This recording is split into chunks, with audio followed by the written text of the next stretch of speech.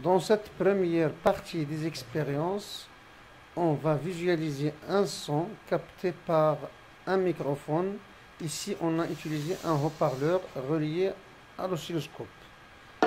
Si on fait un clac, on voit une petite perturbation de courte durée. C'est la vibration du point M où se situe le microphone ou haut-parleur. En frappant sur les diapasons, on s'aperçoit que le son a une forme sinusoïdale.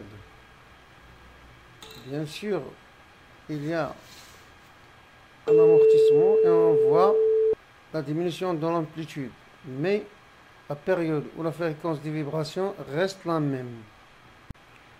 Il est facile de déterminer la valeur de période des vibrations en mesurant la période de la tension visualisée sur l'oscilloscope. T égale SH fois D. D, c'est le nombre de divisions.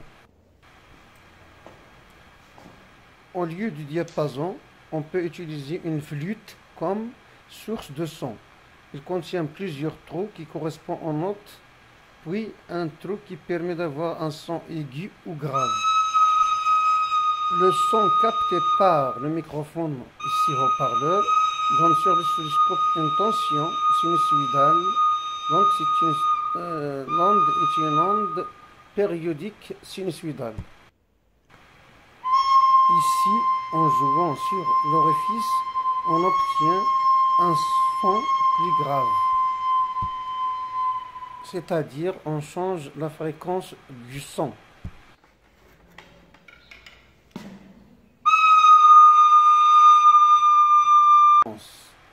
On rappelle que les fréquences entre 400 Hz et 20 kHz sont audibles, c'est-à-dire que l'oreille humaine peut les entendre.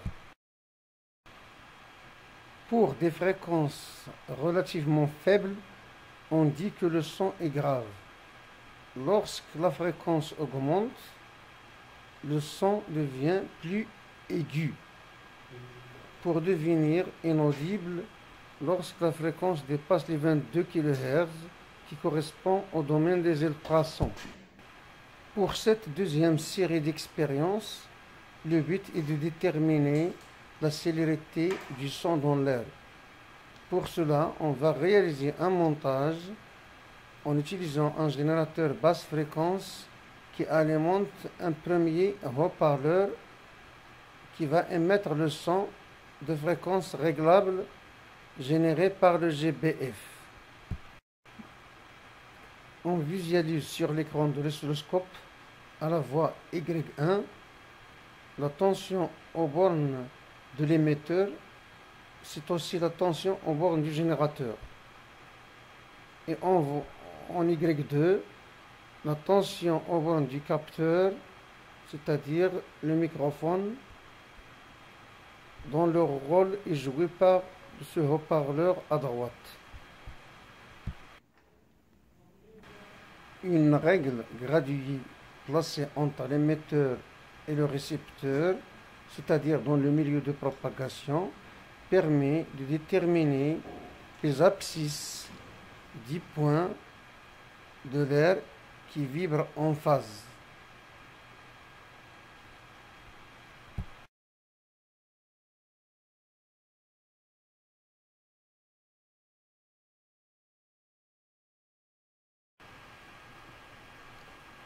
Nous choisissons comme origine des repères d'espace la position de l'émetteur.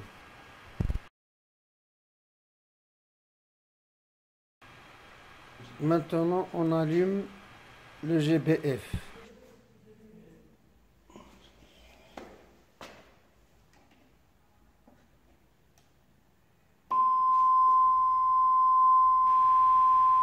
On obtient sur l'écran de l'oscilloscope deux signaux ou deux tensions sinusoïdales de même fréquence. Cela veut dire que l'onde sonore émise par l'émetteur et l'onde captée par le microphone ont la même fréquence, est égale à la fréquence du GBF.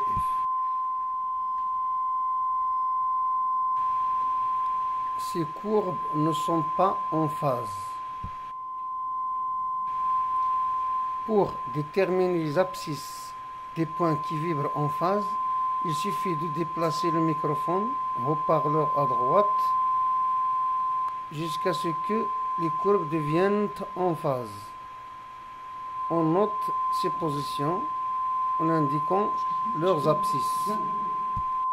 Je répète.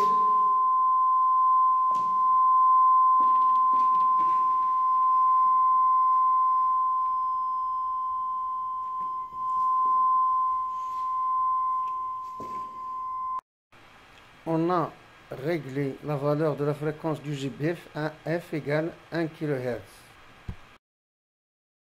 En mesurant tout simplement la période sur l'écran de l'oscilloscope. Connaissant la valeur de la sensibilité horizontale et le nombre de divisions entre les deux sommets. La mesure de la période spatiale lambda donne lambda égale x2 moins x1, c'est environ 34 cm. Ceci permet de déterminer la valeur de la célérité v des sons dans l'air. Voir les calculs en haut à droite. V égale lambda n, V égale 34 10 moins 2 fois 1000, V est à peu près égal 340 mètres par seconde. Pour avoir plusieurs points qui vibrent en phase, nous allons changer la valeur de la fréquence. Au lieu de 1 kHz, on sélectionne 2 kHz. D'après la formule V égale lambda n, on sait que V est constante. En changeant n, lambda doit diminuer. Le fait d'avoir plusieurs points qui vibrent en phase donne la valeur de la célérité du son dans l'air avec plus de précision. Nous pouvons vérifier la valeur de la fréquence f ou n égale 2 kHz en mesurant la période temporelle t égale sh fois d. Actionnant le bouton marche du générateur basse fréquence, on obtient sur l'oscilloscope deux courbes de même fréquence, mais ils ne sont pas en phase. On note l'abscisse du point le plus proche de l'émetteur qui permet d'avoir les courbes en phase. Puis on déplacera le récepteur et on note tous les abscisses des points successifs qui vibrent en phase avec le premier point. L'abscisse x1 égale 12 cm. Ici, x2 égale à peu près à 30 ou 31 cm. Les courbes sont en phase, c'est-à-dire que M1 et M2 vibrent en phase. Continuez à déplacer le récepteur et on arrête lorsque les deux courbes deviennent de nouveau en phase. Ceci lorsque l'abscisse x3 est égale à 48 cm. À peu près 48 cm. 46, 47, 48. Donc les points d'abscisse x1, x2, x3 vibrent en phase. Ils seront donc séparés par lambda de lambda. Continuons à déplacer le récepteur en faisant attention à l'arrêter lorsque les deux courbes deviennent de nouveau en phase. Ceci correspond à x3 est égal à 65 cm.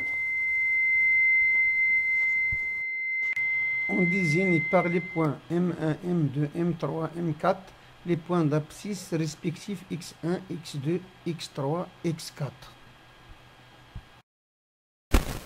Puisque ces points vibrent en phase, on a M1, M2 égale lambda, M2, M3 égale lambda, M3, M4 est égal à lambda.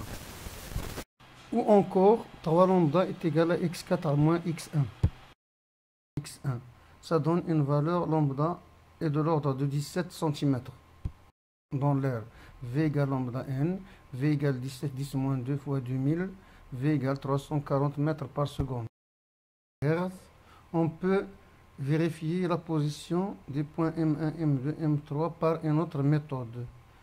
Il suffit de mettre le bouton, la base du temps de l'oscilloscope sur le mode XY, c'est-à-dire Y en fonction de X. Dans ce cas, la courbe visualisée sur l'écran de l'oscilloscope n'est que la tension U2 en fonction de la tension U1. On obtient une courbe sous forme d'ellipse. Ceci pour les positions des récepteurs où les tensions U1 et U2 ne sont pas en phase. La courbe elliptique devient un segment lorsque le récepteur occupe les points M1, M2, M3, M4 repérés précédemment, qui correspondent bien à des points qui vivent en phase.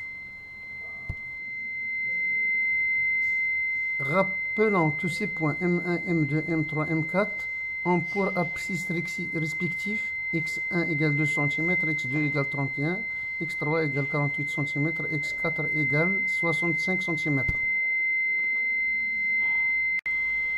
Vérifions ceci encore une dernière fois en déplaçant le récepteur vers l'émetteur, suivant la règle. Cette méthode de l'ellipse, en mettant l'oscilloscope en mode XY, nous a permis de déterminer les points successifs qui vivent en phase. C'est une méthode plus simple qu'en visualisant les deux courbes. Au revoir, à la prochaine vidéo.